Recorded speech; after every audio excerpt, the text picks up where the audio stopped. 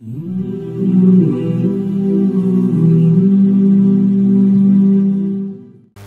algan dükkan yoki oshxonalarni boshqalarga o'tkazib berganda o'tinib berish haqqi olamiz. Bu joizmi?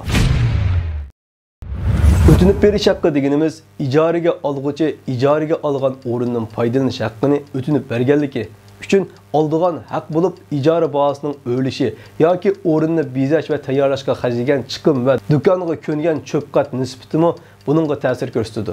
O'tinib berish haqqining bir qancha shakli bor bo'lib, Islom fiqh komiteti har bir hukmni tuvandagidek bayon qilgan. Birinchi, ba'zi joylarda bir o'rinni yangidan ijaraga berganda o'rinning egisi ijaraga olg'uchidan ijara puldan boshqa o'tinib berish haqqi oladi.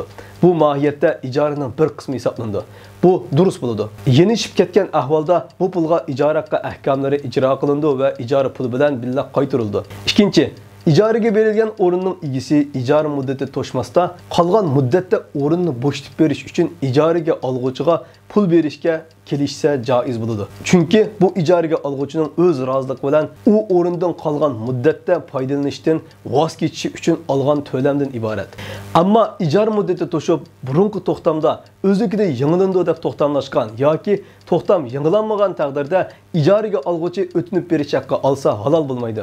Chunki muddat to'shgandan keyin o'rinning egisi o'z mulkiga haqli. Uchinchi, ijaraga olg'uchi muddat to'shmasda qolgan muddat ichida boshqa birisiga ijaraga bergan va o'rinning egisi bilan qilgan to'xtamda boshqalarga o'tinib ijaraga beralaydi deyilgan bo'lsa, koni ijaraga olg'uchi yangi ijaraga olg'uchidan o'tinib berish haqqi olsa joiz bo'ladi. Buningda ya'ni shariatga uyg'un ijro qilinayotgan qonunlarga rioya qilinish kerak. Chunki ba'zi qonunlarda egisining roziliksiz ijaraga olg'uchi boshqa birisiga ijaraga berolmaydi, ham o'tinib berish haqqi ololmaydi. To'rtinchi, ijaraga olg'uchi ijara muddati to'shganda boshqa birisiga ijaraga bergan bo'lsa, ijara muddati to'shib, u o'rindan foydalanish haqqi qolmaganligi uchun o'tinib berish haqqi olsa joiz bo'lmaydi. Uning u o'rinni boshqalarga ijaraga berish haqqimi bo'lmaydi. O'rinning egisiga qaytarildi, egisi xolisa ijaraga berdi.